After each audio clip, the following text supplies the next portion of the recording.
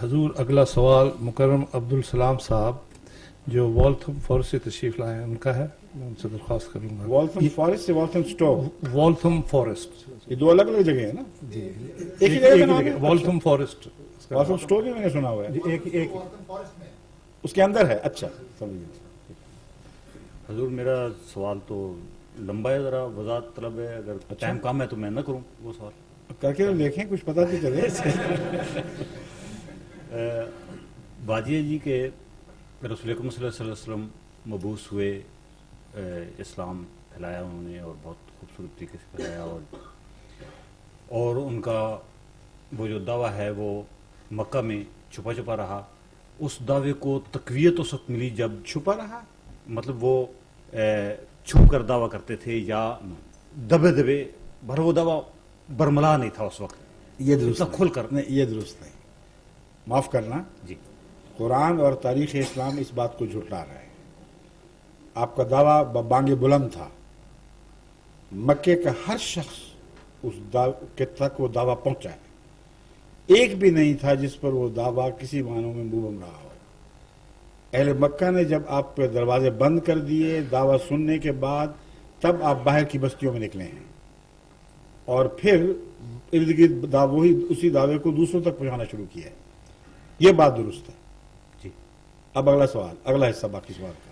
جی تو بہرحال اس کو جوش اور ولولہ اور تقویت اس وقت ملی جب ایک اسلامی ریاست، جب تلوار اٹھائی گئی. یہ بھی کہہ سکتے ہیں آپ، لیکن یہ ہے کہ میں نہیں کہہ سکتا مگر لوگ کہتے ہیں. جی ہاں فرمائیے. جب ایک اسلامی ریاست کی بنیاد پڑی مدینہ میں اور ایک یعنی ایک مرکز یہ آپ ملا کو معلوم ہوتا ہے. میں آپ کو بات سمجھتا ہوں. آپ کا سوال لمبا صحیح جی مگر معروف ہے، اس لیے اگر میں اس کو غلط سمجھ کے جواب دوں تو مجھے ٹوک دینا. ٹھیک ہے. تشریف رکھیں. ٹھیک.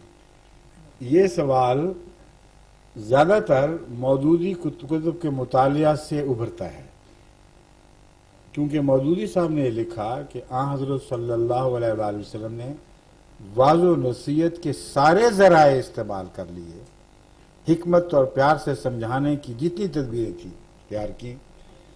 جب وہ ناکام رہی اور نصیحت بیکار گئی، تب جب تلوار ہاتھ میں لے کر آپ نکلے ہیں تو صدیوں کے زنگ اس تلوار نے کاٹ دیے، اور یہ فتح اسلام ہے ان کے نزدیک. اگر تلوار کے ذریعے دل فتح ہو سکتے ہیں تو پھر اسلام کی کوئی بھی حقیقت نہیں. وہ مذہب جو دلائل اور دعوی سے دلوں کو گھائل نہیں کر سکتا، سر کٹنے پر اگر وہ جرائج ہو بھی جائے اس کی حقیقت ہی کوئی نہیں. اور تاریخ اسلام اس بات کو جھٹلا رہی ہے. وہ سٹیٹ قائم ہوئی ہی نہیں جس کے متعلق کہا جاتا ہے کہ سٹیٹ قائم ہوئی تو اسلام پھیلا ہے.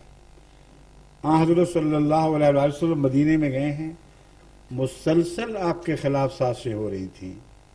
اہل مدینہ سے ایک معاہدہ ہوا ہے، اس کا نام ہے میثاق مدینہ.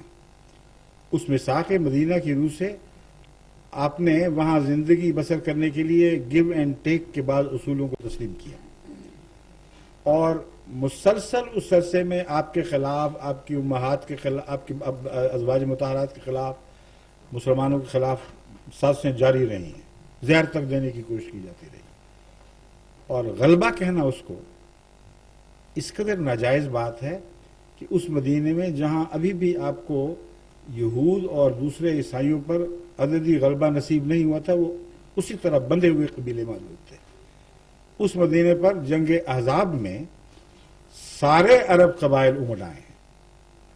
تو یہ کہہ دینا کہ آپ کو فتح نصیب ہو گئی تھی، ریاست قائم کرتی، بالکل غلط بات ہے. جنگ بدر تو پیدا ہو ہی نہیں سکتی تھی. اگر مدینہ جاتے ہی ریاست نصیب ہو گئی تھی تو جنگ بدر کہاں سے آ گئی، جس میں تمام مسلمان چھوٹے بڑے بوڑھے کمزور ملا کر 313 تھے، اور اس کے مقابل پر مکے سے 250 میل سے چل کر آنے والے سوار جوان اونٹنیوں اور گھوڑیوں پر ان کی تعداد 1000 تھی. یہ کیسی ریاست تھی؟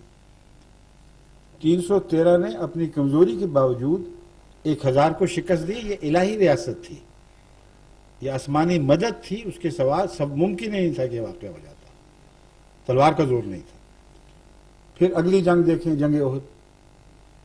اس میں آن حضرت صلی اللہ علیہ وآلہ وسلم کے مقابلے 700 کے مقابلے پر 3000 کا لشکر تھا، جنگ غفیر تھا، اور اس وقت بھی جب جنگ نے پلٹا کھایا ہے تو آپ کی حالت بالکل کمزوری کی تھی، یہاں تک کہ ایک موقع پر اعلان ہوا کہ آپ شہید ہو گئے ہیں۔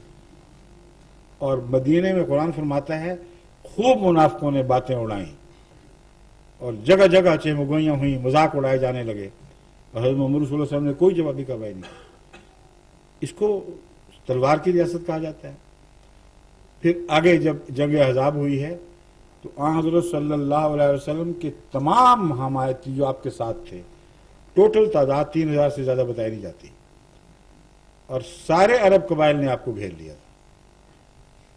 اہل مدینہ نے اپنی مدد کھینچ لی، یہود نے اس خلاف وعدے کی خلاف ورزی کی کہ اگر کوئی حملہ آور ہوا تو ہم آپ سے دغا نہیں کریں گے، ہم آپ کے ساتھ ہو کے لڑیں گے۔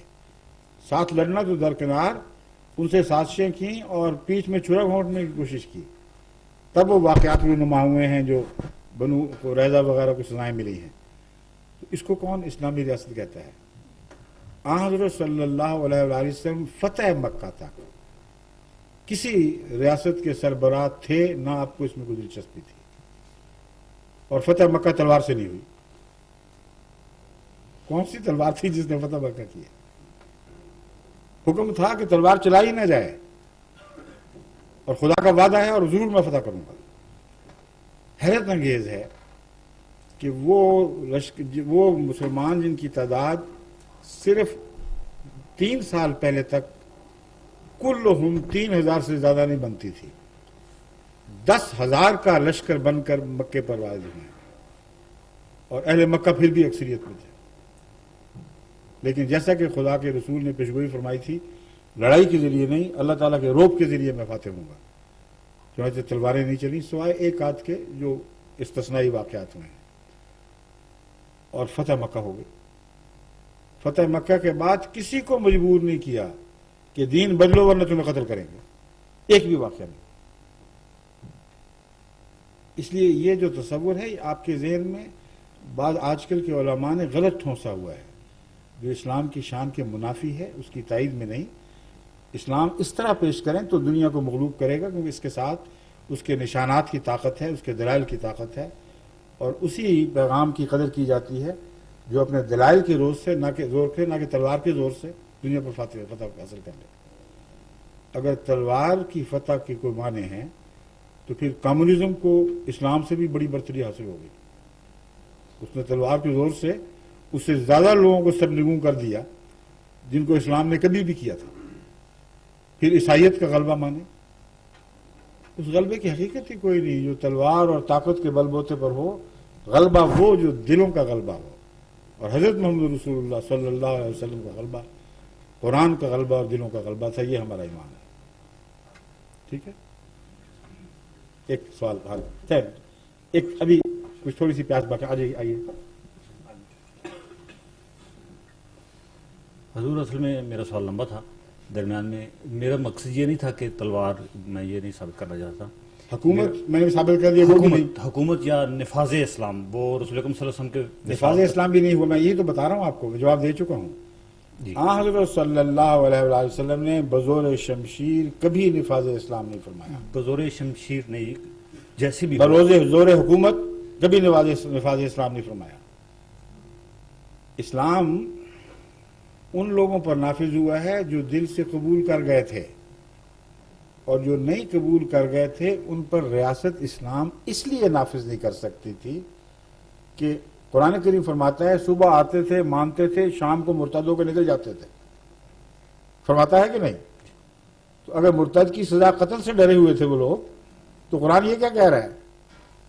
اس لیے کوئی جبر نہیں تھا، لا اکراہ فی الدین، کھلی چھٹی تھی، آؤ تو شوق سے آؤ، جاتے ہو تو شوق سے جاؤ، خدا پکڑے گا تمہیں۔ اس لیے نفاذ اسلام زبردستی ہو ہی نہیں سکتا تھا۔ نفاذ اسلام کرنے کی کوشش کرتے، کسی کا دل نہ چاہتا تو کہتا میں مسلمان ہی نہیں۔ اور نفاذ اسلام کی سختیاں دیکھ کر پھر وہ کون پاگل تھا جو مان رہا تھا،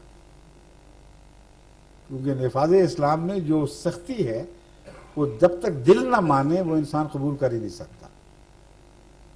باقی تاریخ تو الجھی ہوئی ہے نا. آج کی تاریخ آپ کے سامنے پاکستان, وہاں نفاذ اسلام ریاست نے قائم کرنے کی کوشش کی تھی کہ نہیں؟ اب یہ کل کا واقعہ ہے, ضیاء جب ابھی زندہ تھے, ریاست کی طاقت سے وہاں نفاذ اسلام کرنے کی کوشش کی گئی ہے کہ نہیں کی گئی؟ کیوں نہیں ہوا؟ کہاں نافذ ہوا ہے؟ لڑکانے میں یا کسی اور علاقے میں, یا کراچی میں ہو رہا ہے آج کل نفاذ اسلام, یا لاہور میں, جہاں دن بدن جبر اور قتل و غارت کے واقعات بڑھ رہے ہیں. یعنی فضی دنیا میں نہ رہیں, خدا کے لیے نیچے اترے, آنکھیں کھول کے دیکھیں کہ ہو کیا رہا ہے. ایسا نفاذ اسلام جو جبر سے ہو یا نفاذ دین, وہ ناممکن ہے کہ باقی رہ جائے, اور کبھی بھی وہ قائم نہیں ہو سکتا. نفاذ اسلام حضرت محمد رسول اللہ نے تکلیفوں کے رستے سے کیا ہے, بڑی محنت فرمائی ہے ان لوگوں کی اصلاح کے لیے. اتنا ان کو پاک باز کیا کہ جان کی بازیاں کھیل گئے اور ایمان سے نہیں پیچھے ہٹے, اپنا سب کچھ لوٹا دیا, اپنی سرداریاں چھوڑ دیں. اس کو نفاذ اسلام کہتے ہیں. اس کے بعد جبر کی ضرورت ہی کوئی نہیں. جب دل مان گئے کہ میاں بھی راضی, کیا کرے قاضی. ٹھیک ہے, شکریہ. حضور یہ